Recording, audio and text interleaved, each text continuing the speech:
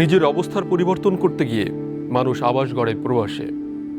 কখনো কখনো সে আবাস বিক্রি হয়ে যায় আবাসিক হোটেলে। কেমন কাটে প্রবাসীদের সেই আবাসিক হোটেলের জীবন? সেই বিভীষিকাময় জীবনের গল্প নিয়ে মাই স্টোরির আজকের এই পর্ব। সুপ্রিয় দর্শক, আমি মরুভাস্কর মাই স্টোরির নতুন সিজন নিয়ে আবারও আপনাদের সামনে।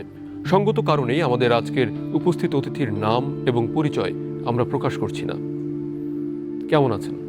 হ্যাঁ, ভালো আছি। আপনি কেমন আছেন? ভালো আছি। দেশে ফিরলেন কবে? 1 মাস হয়েছে।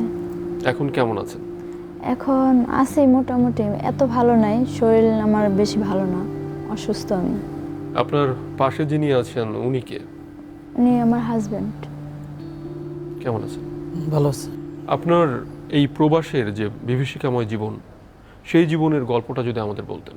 বিদেশের কথা কি বলবো, মানে এতটাই ওইখানে অসুস্থ ছিলাম আমি, যা বলার বাইরে। যতটুকু শেয়ার করা যায় আমাদের সঙ্গে শেয়ার করেন। আমার ওইখানে যখন আমি গিয়েছিলাম তখন 2-1 দিন ভালোই আমার দিন কাটে। যখন 2-1 দিন পরে যখন আরো সময় যাচ্ছে তখন বুঝতে পারছি যে আমার সময়টা এখানে ভালো যাবে না। কিরকম?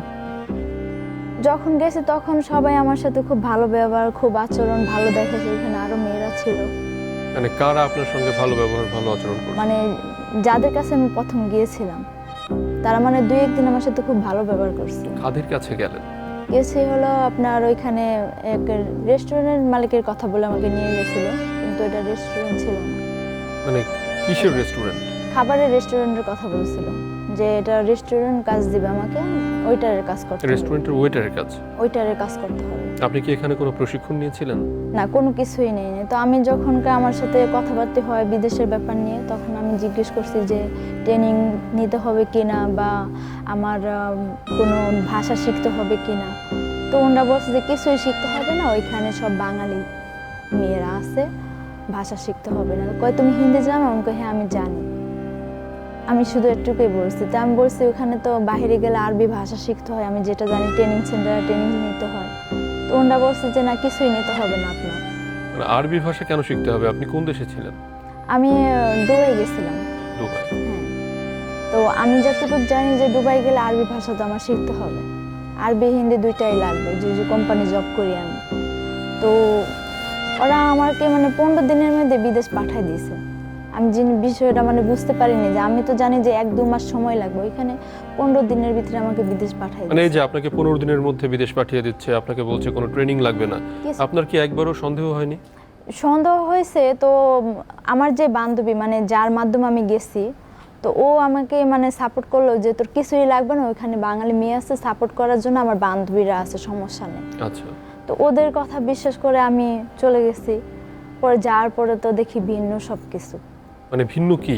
ভিন্ন বলতে কি, ওইখানে 2-3 দিন আমি রেস্টে ছিলাম, 2-3 দিন তো কাজে যাইনি। যখন 4 দিনের মাথায় আমাকে কি নিয়ে গেছে, ওইটা একটা ডান্স ক্লাব ছিল, কোনো রেস্টুরেন্ট না, দুবাই ডান্স ক্লাব? হ্যাঁ, দুবাই ডান্স ক্লাব। ওইখানে নিয়ে গেছে। তারপর আমি কাদের ডান্স ক্লাব এটা? এটা হলো যে মালিক নিয়ে গেছে, মালিকের কাছে, ওইটা হলো মনির আর চন্দন, 2 মালিকের নামে হয়েছে ওই ক্লাব। ক্লাবের নাম হলো আপনার কুইন প্লাস। এটা কি ওনাদের আসল নাম? এখন ভাইয়া ওনারা তো আসল নাম কিনা জানি না, ওইখানে কেউ আসল নাম বলে না, কিন্তু আমি যেই নামে চিনি ওইটাই আমি এখানে তুলে ধরছি আর কি। মানে ওটা কি বাঙালি হোটেল? বাঙালি হোটেল। আচ্ছা। তা আপনি ওখানে কি করতেন? ওইখানে ডান্স করতে বলতো, কিন্তু আমি তো কিছুই পারি না, কারণ আমরা তো ওই ধরনের মেয়ে না যে আমি ডান্স করব। দাঁড়িয়ে থাকতাম, কথা শুনতে হইতো। পরে আস্তে আস্তে ওইখানে আমাকে 2 মাস রাখলো তারা। 2 মাস রাখার পরে তারা সিদ্ধান্ত নিছে, কেন তাদের কথা আমি শুনি না, তারা যেটা করতে বলে আমি ওইটা শুনি না। তারপরে তারা বাধ্য করে আপনাকে কি করতে বলতো? আপনি ডান্স করতে বলতো, এখানে গেস্ট বসে থাকবে, ওদের সামনে ডান্স করতে। শুধু ডান্স? হ্যাঁ, ডান্স করতে হবে। ওইখান থেকে মেয়ের চয়েস হলো ওরা রুমে নিয়ে যায় মেয়েদেরকে। রুমে কেন নেবে? রুমে নেয়, তারা শারীরিক সম্পর্ক করার জন্য রুমে নিয়ে যায়। ওইখানে মালিকদেরকে টাকা দেয়। ওইখানে মনে করেন মেয়ে 22টা 23টা মেয়ে, এক ওনাদের 3টা ক্লাব, এক এক নামে করে 3টা ক্লাব। ওই ক্লাবের থেকে মেয়েদেরকে নিয়ে যায়।